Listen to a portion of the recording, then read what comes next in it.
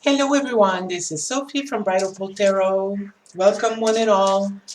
Today I'm going to do a reading on COVID for Canada, or maybe Quebec specifically, I'm not certain. First, I wanted to mention the Canadian election.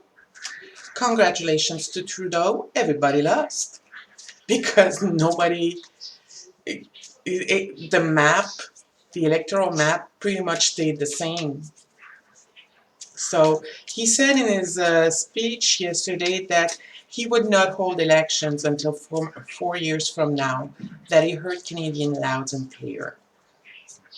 I'll believe it when I see it. Did I win my elections? I didn't go with which party I would vote for. I went for the local person, and the bloc got it. So no, I didn't win my elections either. Mm, But that's okay. It is democracy at work. Now, I was when I was going through the voting process, I was amazed at how archaic it is, and it really is. Everything is paper. Nothing is on the computer. Nothing. And you go there. They have a list of all the people voting, the voters, and this time there weren't enough people. We have a shortage of for we have too many jobs, not enough people working, believe it or not. And that's going to bring up the inflation. You know, one is not necessarily better than the other. It feels good when it happens, but inflation next year, ay, ay, that's gonna hurt. Anyway, going back to the process, you know, there's one person that looks at the name and the address. Well, usually another person confirms what the person who is looking up the name and the address is finding. And then they give us a piece of paper with a list of names of people to vote for, all local people. And you put an X. Now they do accept the check mark. Before they did not. It's that precise. You put an X, and when you get back, you give them the folded piece of paper. They cannot open it. They just rip a little piece at the end of that ballot, and then you are the one putting it into the box. And then at the end of the day, they are counted manually, like they do in the US when they do recounts. And the mail vote, for the first time, there was a mail-in vote, and they weren't counted until all the physical votes were counted, and then they would count the mail-in votes and they would look at the voters list to make sure the person hadn't voted twice or 3 times, because we have um, um, early voting as well. So it's very precise. It is open for human error, but when you have checks and checks and double checks, it does work well. So it's very difficult for another nation to go in and change the numbers, since everything is on paper and people are checking each other. So I was reminded of that, and yes, our voting process is much simpler than in the U.S. because if there is an election, it is for federal elections, or it is for provincial elections, or it is for municipal election. So it is not everything at once. There's no referendum at the same time. So it's much simpler that way. Might be more costly, but much simpler. Last night, the votes weren't coming in very fast because they didn't have enough people working. So, you know, and they stuck with the process. So 55% of the population, the eligible population voted. It's low. It's very low. So, okay, so my question, this is about COVID, and my best friend's boyfriend's, this is like, one of those chains. My best friend's boyfriend's niece works in festivals, shows, and, concerts and things like that.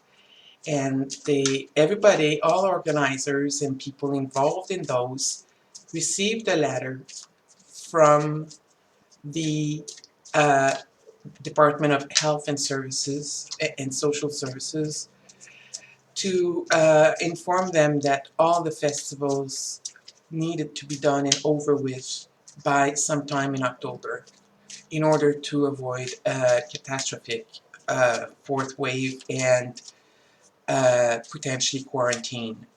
So what I want to know is, um, no, this is not the right deck to use. I apologize. What I want to know is does the government know something that we don't? Do they expect things to be much worse than originally thought? That's an interesting question to ask. So let's see. Does the government expect the fourth wave of COVID to be worse than they project?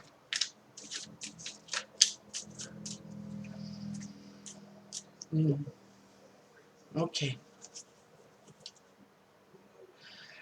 I got some kind of a feeling of, um, I got a feeling that they do. Let's see what the cards say.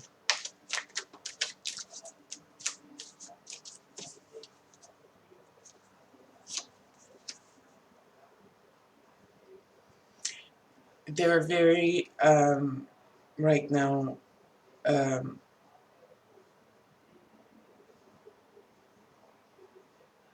hmm,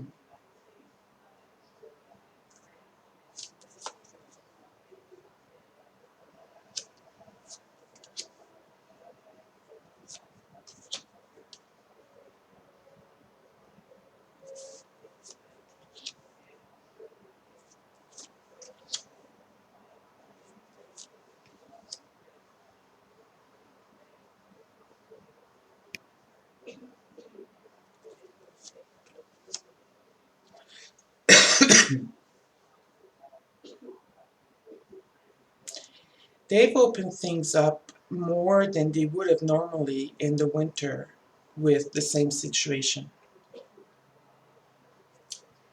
And that is in the past. Now they need to cut back. They I feel like they need to take the emotion away from everything. They feel they need to take the emotion away from everything and take the steps necessary to avoid the worst of the plague. Right now, their hope is that the population and the government and everyone involved is going to work together to get into a better position. But they recognize there is a fertile ground for things to get a lot worse. People want to go back to what they knew, they want to go back to their social activities. They want to go back to the chocolate and ice cream, drinking, whatever, what they liked to do in the past. They want to go back to that. That's what they want. That's what they're dreaming about. But the government is going to be a stop to that, putting a stop to that because the fourth wave is going to come in. It's already here. We all know that. But it's Let me check something here.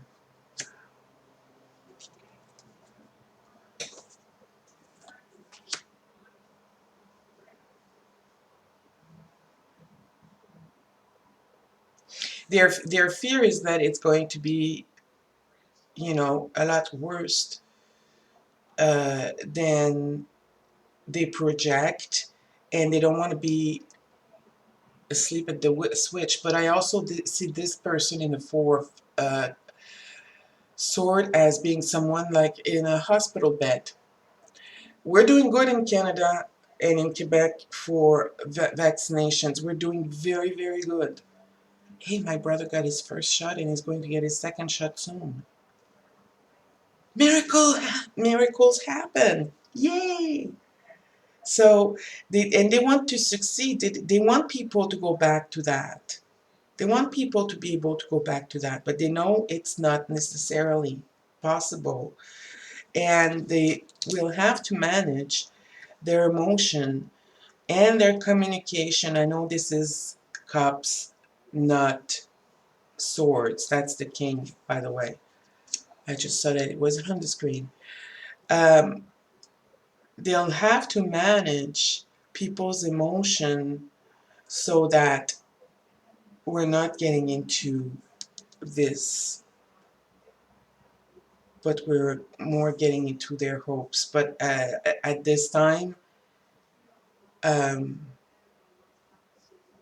I keep hearing Lambda. I said it in June. I think it was in June or late May, one or the other. Lambda is coming, and there is going to be another one after that that is going to seem a weaker version, but will have more lasting effect than the first variants. So, you know, chronic illnesses and chronic um, things, we want to avoid that. Believe me, I have fibromyalgia, I have chronic fatigue syndrome. You don't want to get into that. It's difficult, it can be difficult to manage, especially when it's severe. So I'm lucky. Some people are, in a very much more difficult position. So yeah. So I feel that they did that to be more proactive instead of reactive. Are the US Canadian borders going to close again because of COVID? Are the US Canadian borders going to close again because of COVID? No.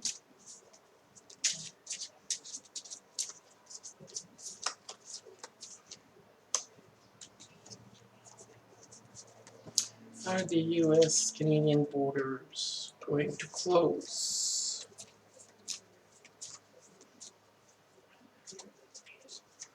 See Canada in the shadow,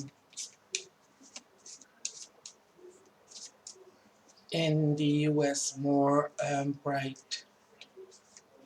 Why is that?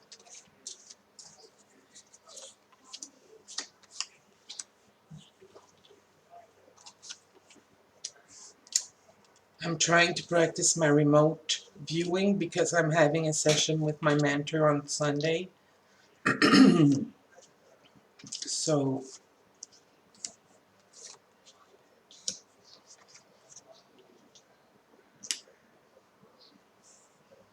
Mexico US border will remain open maybe, and the Canadian one is closed, and it's again isolating itself from the rest of the world.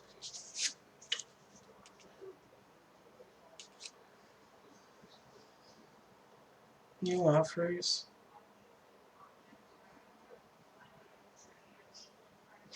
new business dealings.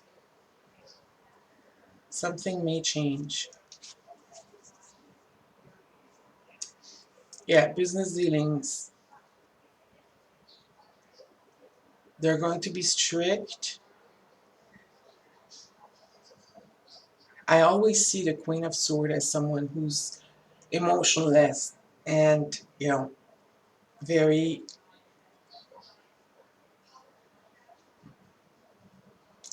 person that is extremely organized. It can cut through butter with its blade like it's a hot knife.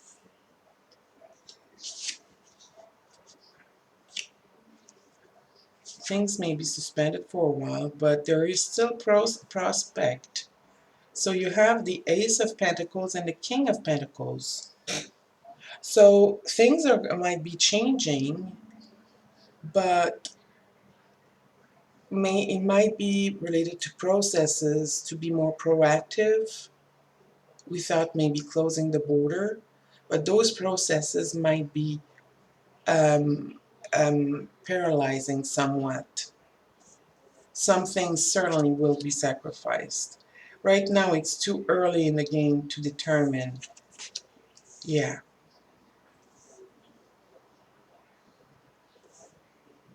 I just heard January in my mind. But I'm not good with timing, so you need to take that for what it's worth, okay? I definitely am not good with timing. And I don't see anyone going on trips, that's for sure, because these are in the no position. So whatever choices that people might have had will be taken away.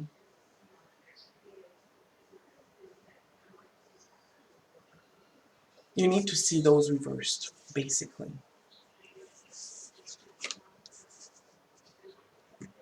That's how you need to look at it. So, um, maybe tourism might be stalled and the border might be open for businesses. Maybe.